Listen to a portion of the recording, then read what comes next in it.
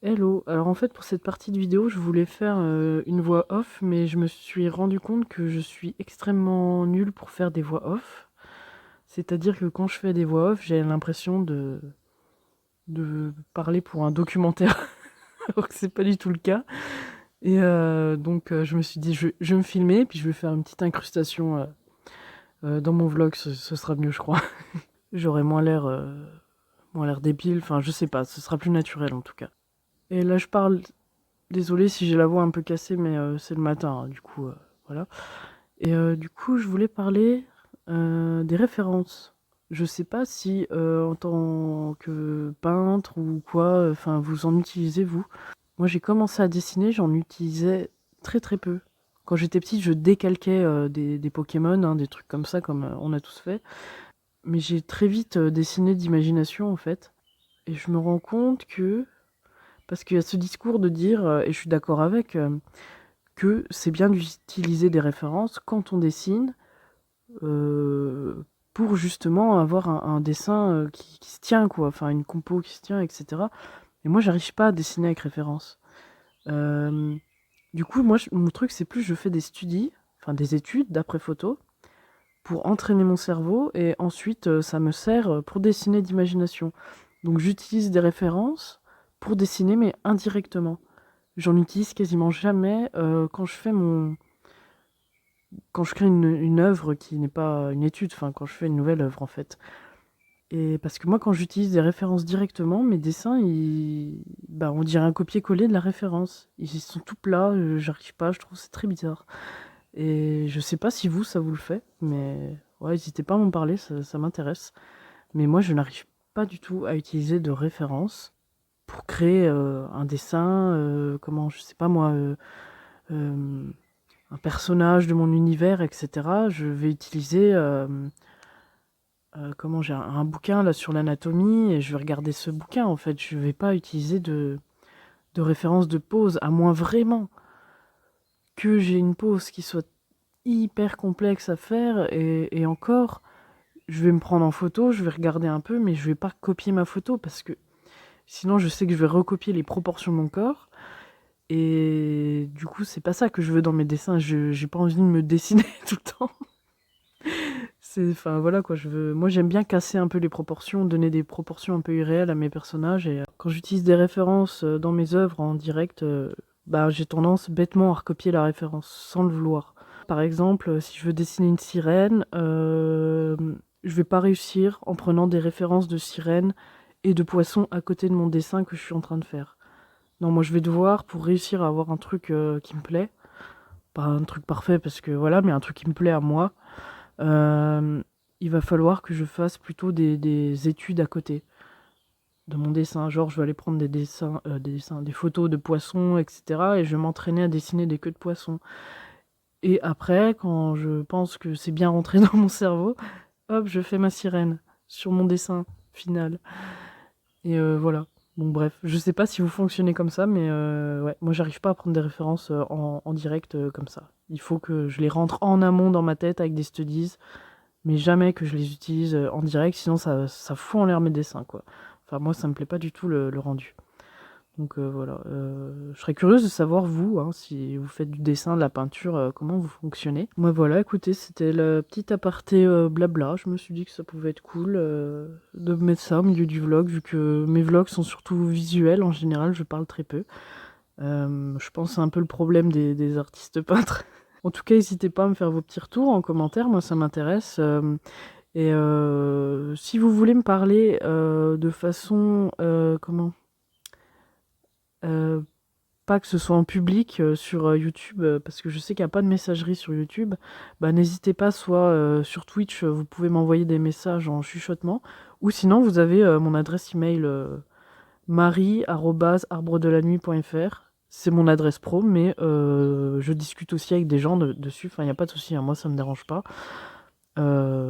Cette adresse est faite pour ça, donc voilà, si vous voulez discuter, je suis ouverte à toute discussion. Donc n'hésitez pas, voilà. Si les commentaires publics ça vous dit trop rien, vous pouvez m'envoyer un mail, moi ça me va aussi. Comme ça on pourra discuter de choses et d'autres, d'art hein, surtout. Et voilà, c'est tout ce que j'avais à dire. Bah écoutez, je vous laisse avec la suite du vlog. Et, et voilà, bon visionnage.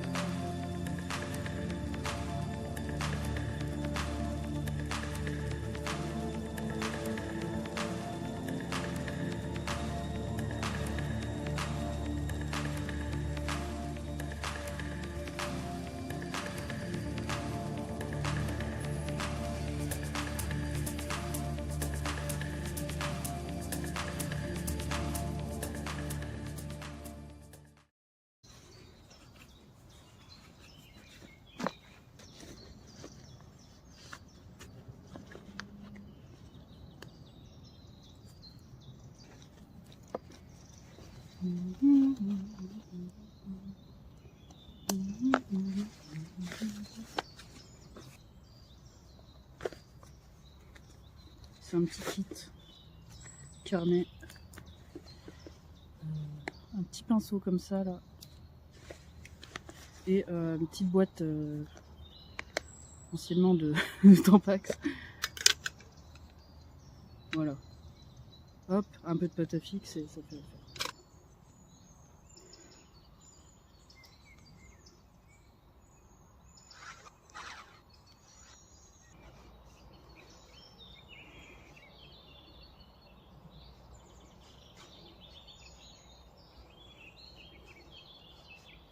C'est vraiment peinture à l'arrache. Hein.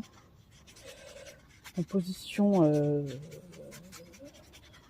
caca, quoi, super.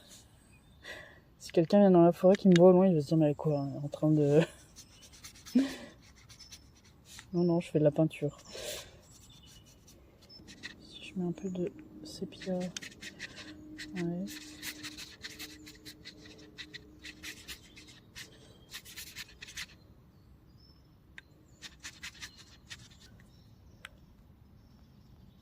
Donc le but c'est pas de faire une belle peinture, hein, c'est vraiment de capturer le moment et de laisser le cerveau apprendre de lui-même ce qu'il est en train de faire, quoi. Bref, je suis pas très claire, mais voilà.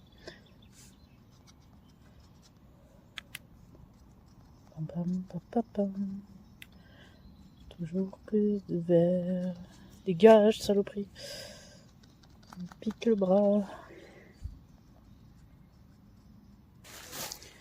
On va bien repasser un peu mes contours. On va essayer de se concentrer. Faire un truc correct quand même. C'est pas très joli pour l'instant.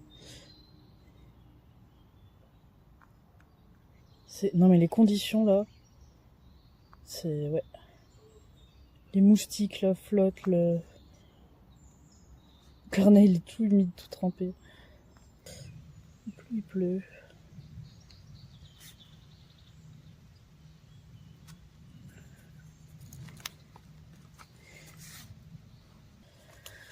Voilà notre petite étude d'arbre, forêt. Voilà. De toute façon, je ne fais que ça presque comme dessin.